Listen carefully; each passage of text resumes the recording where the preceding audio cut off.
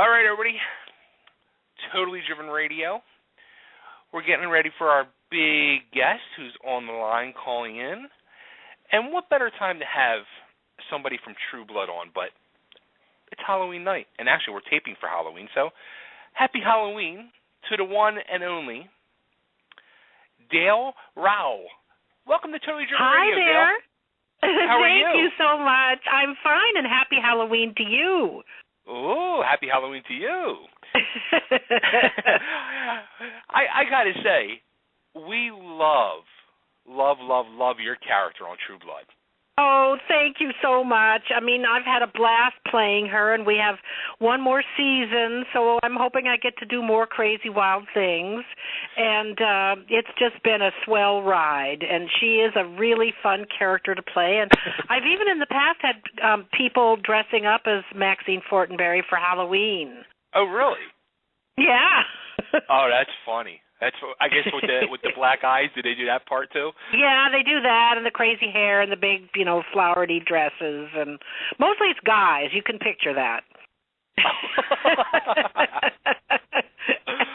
Oh, that's too funny. That is too funny. And what's funny is we're big guys, so I could actually picture us dressing up as Maxine Fortenberry now. Well, I dare you, and I want a picture. Okay, just make sure there's documentation. In this day and age, everything needs to be documented for your Facebooks and your Twitters. Apparently so, yes. Apparently so. Which you're really active on Twitter. Well, I started this past year, and it's really fun, and I enjoy it, and it's like a surprise every time you go to your Twitter feed and you see what's going on, and it's just a great way to catch up and to keep up with daily life, and I don't look at it as a waste of time. I look at it as, an education. Yeah. I mean, that's a good way to look at it. It's fun. It's exciting. Yep. It's always new. It's always different. Right. It's a great way to promote yourself and your products. Yep. And this is true. This is true. Now, here's a question for you. I mean, being in this day and age, and now with the social media and the Twitters, and you're somebody who has gone through, I guess it's 30-plus years of TV and movies and theater work. What do you think it would have been like when you first, broke into doing TV back in the mid-'80s, if the Internet was alive then?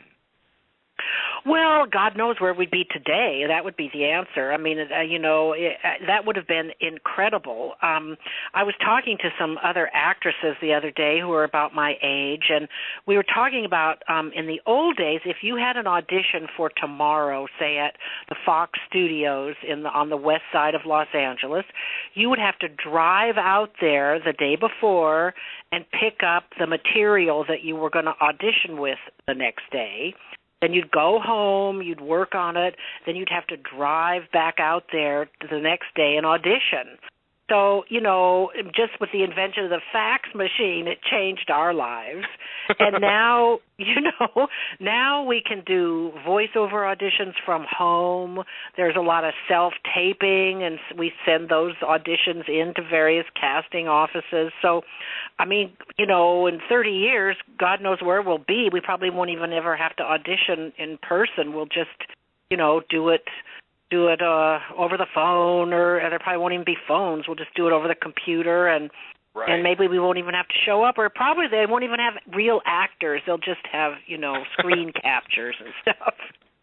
Probably.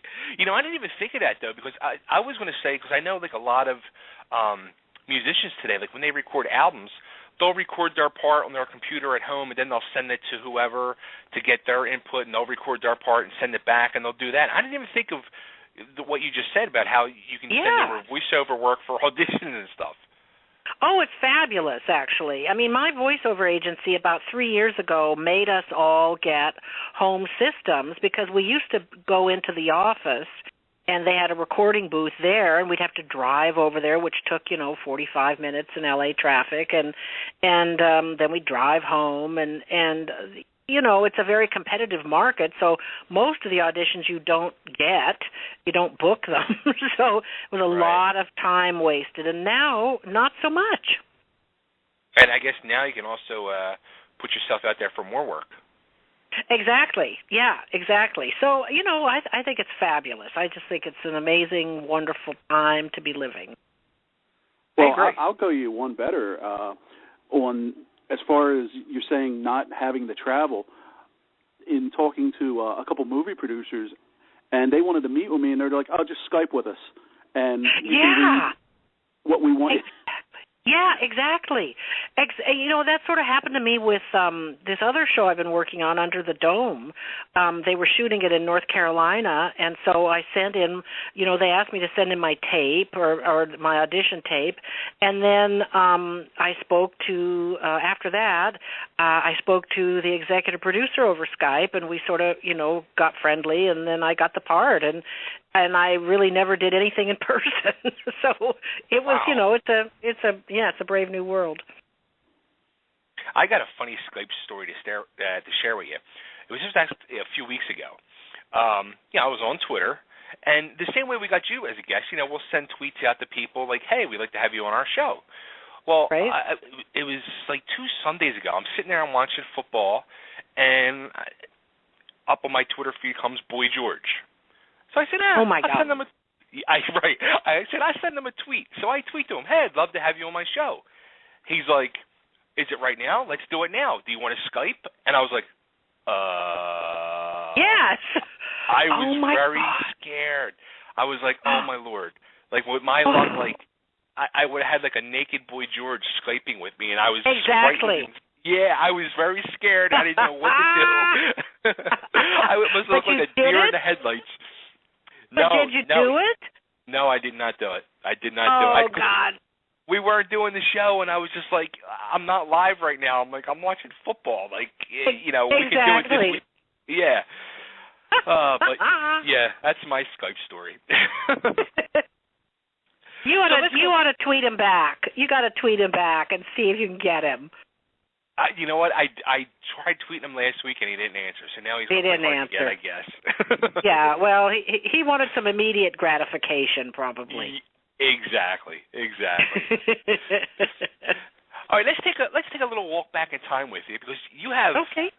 We'll even start at the very beginning. Like, as I was reading, you knew at 6 years old this is what you wanted to do. Well, the weird thing is I grew up in Missoula, Montana, of all places. And so, I didn't really know anything about actors or acting when I was little, but when I was 6, I was in the school play, and I just loved it. And I loved the idea of storytelling and dressing up and, being up on stage and people laughing and clapping, and I just kind of got hooked. And so even in grade school I did plays, and then when I got to high school, I was like a theater nerd, and then I went to college and graduate school, and so, it was just something that kind of sparked in me when I was little, and I never got tired of it, and I'm still not. So I guess it was meant to be, but there aren't a lot of us that are coming out of Montana, but we still only have like 1 million people in the state, so it's a great place to be from. You're like the second now person I know that came out of Montana. The first one would be Evel Knievel. Yes, there is Evel Knievel. There's also that actor on Law and Order that plays the doctor. I just can't think of his name right now. Gosh. Last name is Will. It doesn't matter. Anyway, he's in everything, and he's from Missoula. But of course, I can't think of his name. But anyway, there are a few of us. There's a few. Yes. J.K. Simmons. That's who it is. Okay. J.K. Simmons. Yeah. Anyway, moving on. So you really then started really getting into acting as you got older by doing theater. Yeah, I did. I got my equity card down at the Old Globe Theater in San Diego doing Shakespeare, actually.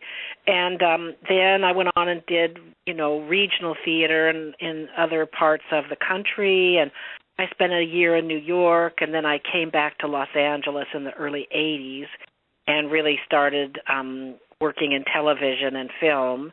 And I'm still involved in theater, but not as much because at this point in life, a lot of times you have to go out of town for theater, and I don't enjoy that as much as I used to. We were talking to we had Christine Eversole on a couple weeks ago. Oh my gosh, she's so fabulous. And I was saying to her, like, when I picture theater, it's kind of like the pure form of acting. It is, yeah. It's the real deal, because it's first of all live, and there's no cut. There's no reshoot. There's no take 2 or 3 or 4 or 5. What is happening is all that's happening. And so it is truly, a live experience that's shared with the audience. And there's really nothing else like it, It's a pretty intense deal. And that must really help when you're switching over to TV, because then you have cuts and you have retakes. But if you're used to doing it in one take, I can imagine being a director. They must really appreciate that. Well, they kind of do. That's why, particularly on a show like True Blood, Alan Ball, who's the creator of the show and has written a lot of the episodes, he comes from the theater, and so a lot of his actors that he chooses to have work on his shows are trained for the theater, and so they're pretty flexible and pretty, adaptable. And can repeat things. You can repeat an emotion, maybe say that, and just have a little stronger experience than some film and TV actors. That's not always the case, certainly, but they're just a little more able to kind of jump into the experience and just go for broke. Now, how about when you did first start doing theater, was it what you expected? When I first started doing theater or television? No, theater. Oh, theater. Well, was I expected? Is that what you said? I couldn't quite understand what you said. Did you, the experience of doing theater and being on stage and acting live in front of people, was it what you expected? Did you? Oh, was it what I expected? Yeah. It wasn't. I guess I'd say it wasn't. It was a bigger rush than I thought it would be. And really? I think also, what I liked about it as well was that with the people that you're working with, you do become kind of a family, and you become really close really fast. And I liked that experience. And I like the idea of all these different parts of something coming together and making one whole experience, which is the same as making a TV show or a movie or something. But, you've got the designers, the writers, the costumers, the technicians, the cast. And it's amazing when all those people can make something work, and which is not always, doesn't always happen. But when it's good, it's like a really cool experience. Now, you just said there something that really struck out with me was you would get a rush from it. And I guess you really do. Yeah, it's like I didn't you're think of it that out way. there, and it's kind of a powerful thing because nobody can really get at you, and you sort of control, along with the other actors, you control what's happening up there, and you can kind of in a certain way bend the will of the audience to you, and if it's a great script, then you can really mesmerize people, and that's a total rush. You can imagine. It's really cool. Sure. Now, do you get that same rush when you're doing TV or movies? No, I certainly don't. I mean, because the medium is so different with TV or film, you're working in small increments. And most of the time, it's not in sequence. You're shooting out of sequence, so it doesn't have the same momentum that being in a play does. There's certainly other satisfactions to be had, but it's not the same animal. Yeah, I guess, and plus you don't have that crowd to get the reaction out of it either. Exactly. Yeah, exactly.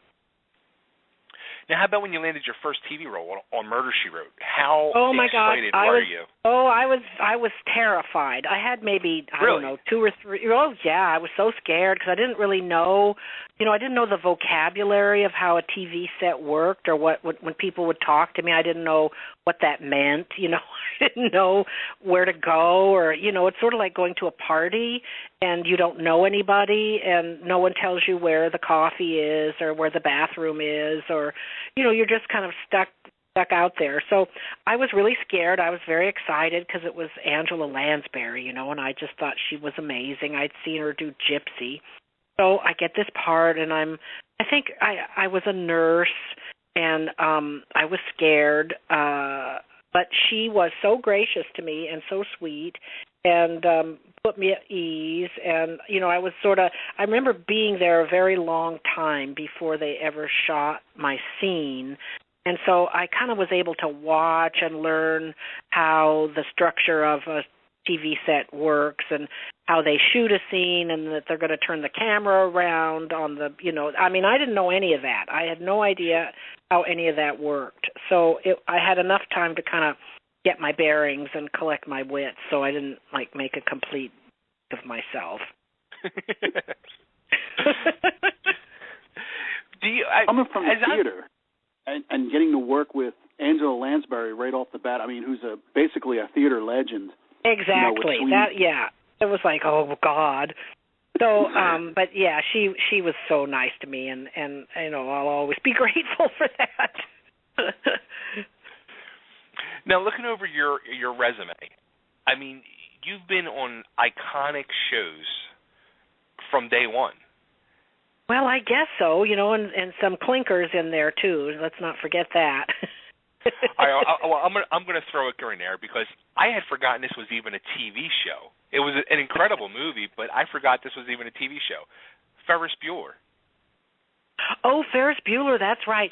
I hardly really remember it very well. I don't even remember who played Ferris Bueller in the TV show.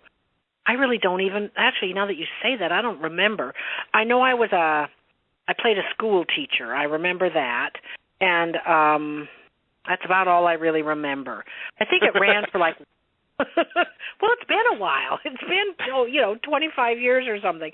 I think it ran just a couple of seasons. Yeah, I don't even think it ran that long. Nah, probably not. I know it aired. I know it did air because I remember seeing it, but that's it. Now, how's that? When you do a scene or in these shows, did you make sure to make it a point to sit and watch yourself? It depends.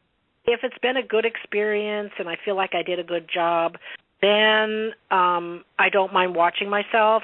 If it wasn't, then I usually give it a little time to kind of, soften the blow, and then I'll do it. But I'm really okay with it. I don't really mind one way or the other because at this point you realize that it's not the end of the world and there'll be another one. And so just kind of take it easy on yourself and don't be too critical. And what you see is really kind of different than how other people view it. Most actors are very critical of themselves, and so it's better just to kind of lighten up.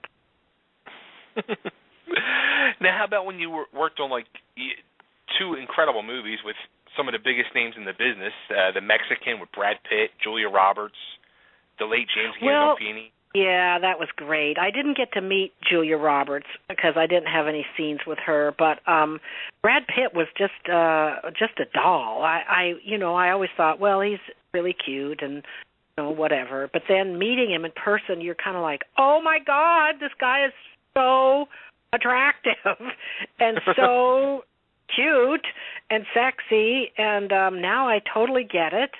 And he was very fun and easy to be around, and was very, sweet to me and walked me across the street to my trailer and was very polite. And, I was really, really impressed with him, and he made it very easy to be on the set. And, he wasn't, I don't know what you call a diva for a man, but he wasn't a diva. And it was a really nice experience.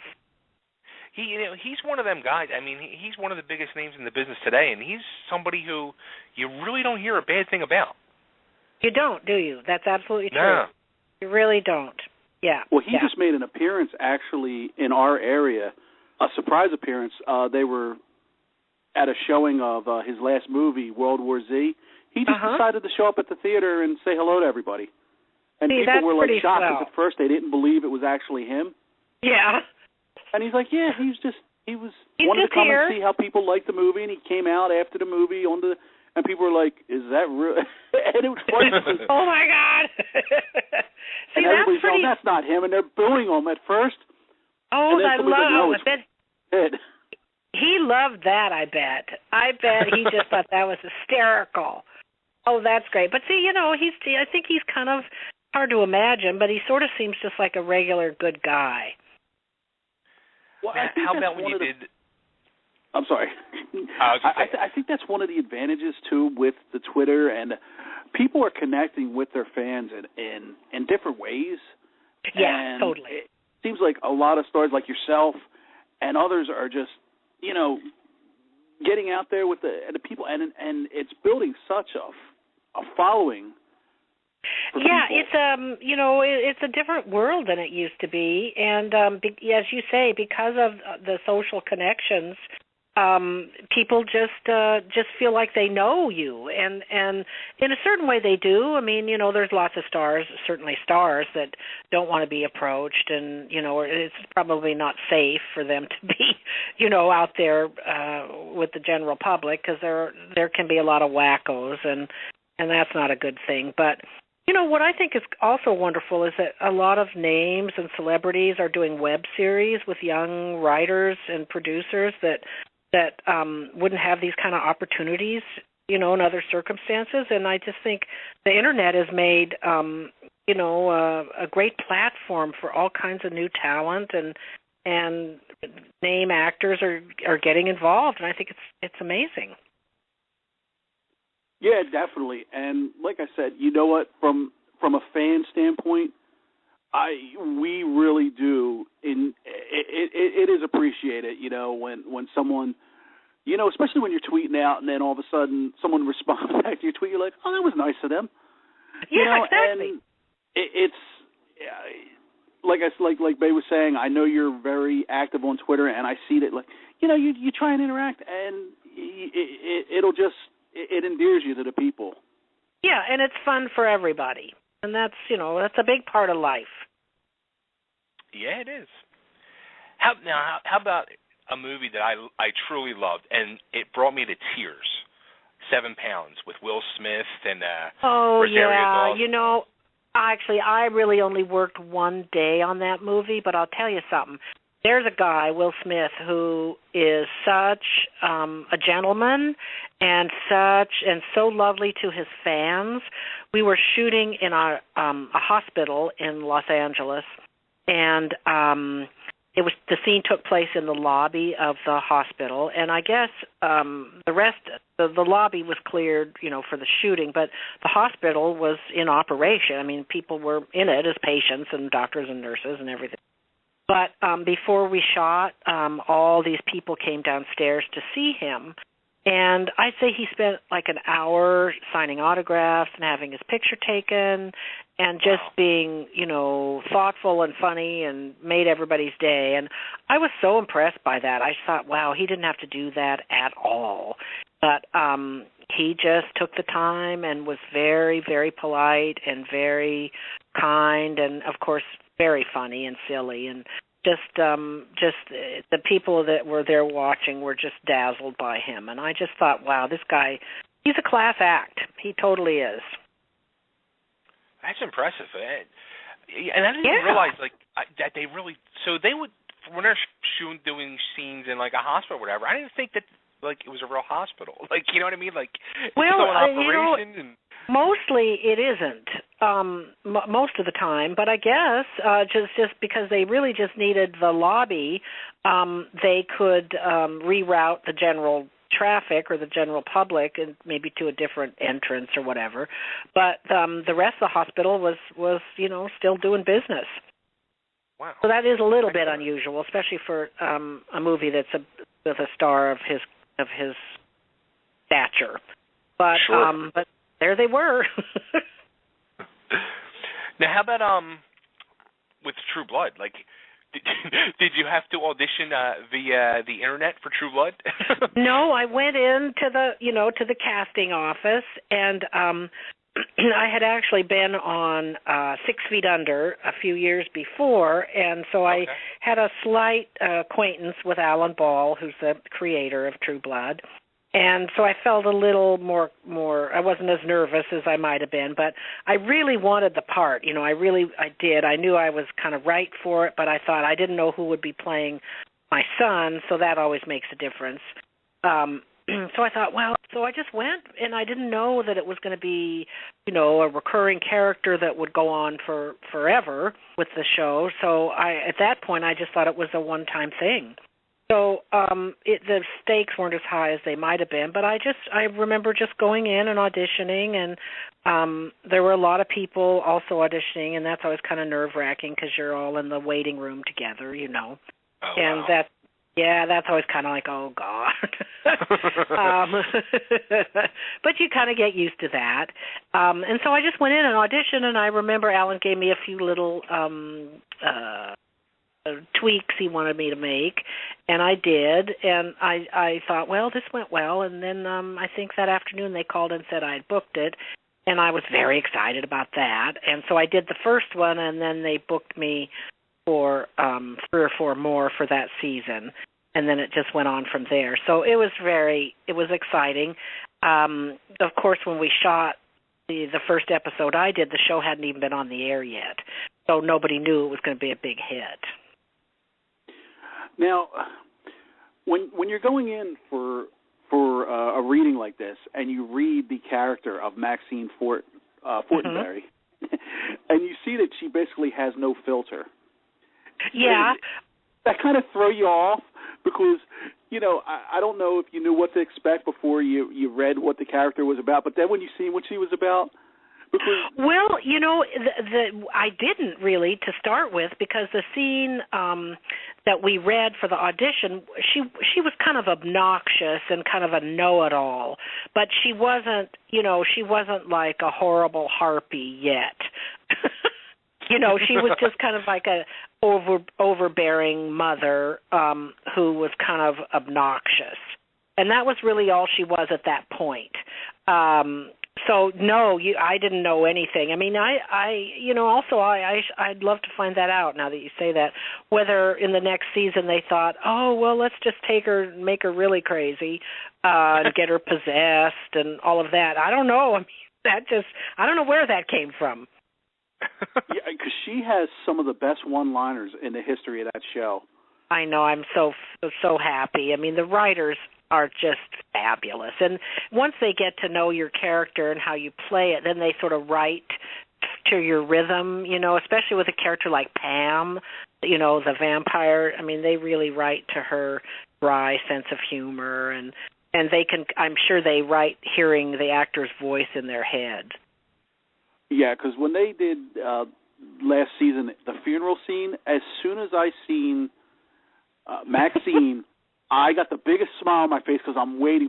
It was like you're waiting for a home run to be hit out of the park because you know she's going to say or do something that's going to be so inappropriate, and she did not disappoint me. Oh, thank you. I'm glad. Well, there I was next to Joe Manganiello, who's like a living, breathing Adonis, and you knew that Maxine would have some reaction to him. The guy who plays Alcide, the big werewolf. Now, as Bay knows, my all-time favorite Maxine line, though, is when you had Sam's brother living with you for a little while, and then he disappeared. And with the straightest face, you just said, I think he was wearing my panties. Yeah. Exactly. I mean, she's just ridiculously insane. That's too funny. Now, are you going to be on the new season? Because we had a little Chloe Noel on a few weeks ago, and she was still waiting to get called. She didn't know if she was back or not. Well, I'm pretty sure I am. We don't really know until we know, and they're not starting till January 2nd. So we won't, nobody will really know what's going on for a month or so. Gotcha. Okay. Yeah, but I have a feeling that all the characters will appear this season because it's our last. And so they'll sort of tie everything up somehow, and apparently this season's going to focus a lot more on the town and not kind of go out so much. It's going to be more about the residents of Bonton and the vampires. So it'll kind of get back to the basics. Gotcha. Now, you have a couple other series you're working on at the same time right now. You have... which something me and my co-host Frank were talking about before you came on, Avenue 43. Now this it's a web series. Yeah, it's a web series that's been on for a few years, and it's very fun for me because I get to play like a nutty serial killer, and I get to stab people, and of course that's fun.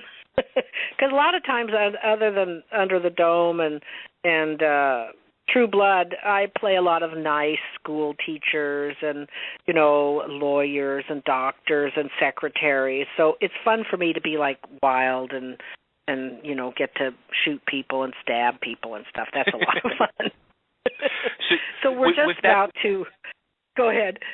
I was going to say, with that being a web series, do you think that's going to be the way of the future now, is more web-based TV programming?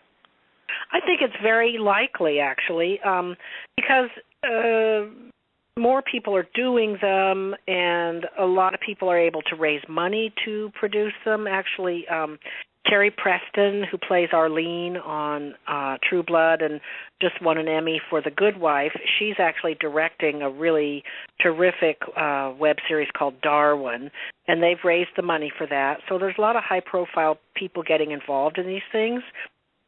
Because you can sort of write and produce whatever you want, and I think eventually networks will be buying some of these properties, and that'll kind of up the stakes for the whole game. So it's fun to do them because a lot of times they're very young, excited filmmakers, and it really kind of lifts the spirit of the whole project, and just makes it kind of an exciting experience that makes you remember why you did, why you wanted to be in this profession in the first place, was to work with people and experiment and have new ideas. And I just think, we're going to see more and more stuff happening on the Internet.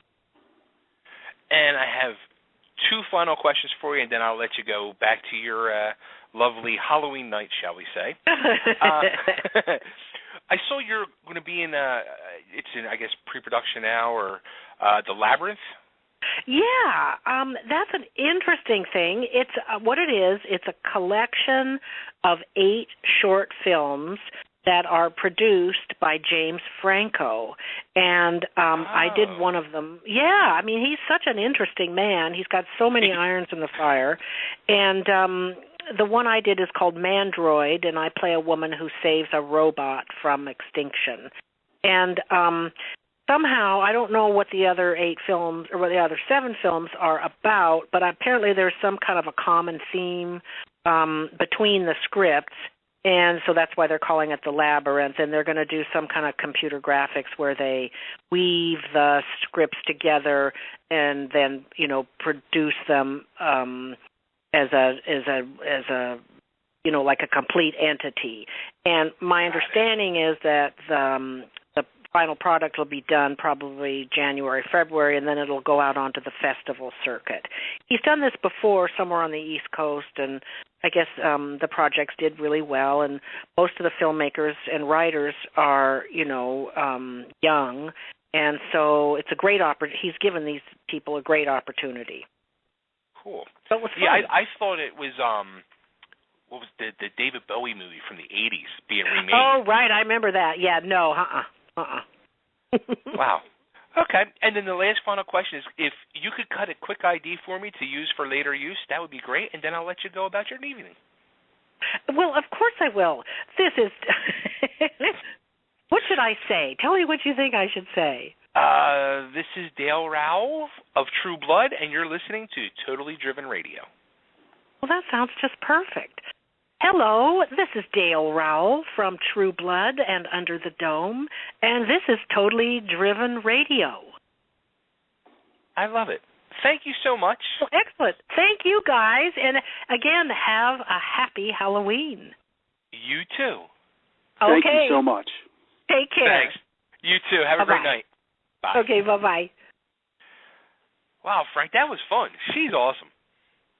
That was a great interview, and it's really great to hear somebody who's been around Hollywood for a lot of years, and all the things they've done. And you definitely, if you look at her, she was in some of my favorite shows of all time. I'm like looking at the list, and basically, if I watched it, she was on it in one form or another. I could have. Yeah, I was going to say, I could have ran through the list with her, Frank, and I know we were pressed for time, but before I stop the tape on this interview, I just want to run through some of the names of the shows she appeared on. And I'm going to start from the beginning. Murder, She Wrote, L.A. Law, Who's the Boss, Max Headroom, Designing Women, Highway to Heaven, Alf, Ferris Bueller, which we discussed, Knots Landing, Valerie, Seinfeld, NYPD Blue, Party of Five, Nash Bridges, Sabrina the Teenage Witch, The Drew Carey Show, 6 Feet Under, Friends. I mean, that's The Office, Grey's Anatomy, Royal Pains. The Middle, which is one of the hottest shows on right now. Yeah, and then what she's doing now, True Blood, Under the Dome. I mean, she's been on iconic shows. Yeah, definitely. And not only iconic shows, but she's been in some great movies, too. You mentioned 7 Pounds and the Mexican, but she was also in The Lawnmower Man, Blast from the Past. Oh, the list goes on. And it's... I was just trying to imagine, because what she said, she was coming from theater, to basically come out on your first gig on TV and be with like a theater icon. That's like, hey, I'm playing baseball, and then you're getting to play with Babe Ruth. Yeah, right. That's a good analogy. But I definitely hope we see a lot of her this year on True Blood, because I'm sorry, it's not going to be a happy season unless I get at least what I call Maxineisms. Too funny. Well, on that note, it's been a fun interview. I hope everybody's having a great Halloween. And I guess it's time for a commercial break. So let's pay some bills, take a commercial break, and we'll come back on the flip side, and we will have something good for you. Happy Halloween. Yeah, and as long as everyone knows, just putting it out there real quick, DDP, we are not eating candy. No, we are not. No, we are not. I don't want them calling us and yelling. Yeah, that wouldn't be good. He was actually pretty calm when he called me earlier. So we'll talk about that later. We have to do a whole big build-up for the whole DDP yoga. So, all right, well, keep tuning in, and thanks, and happy Halloween. Happy Halloween.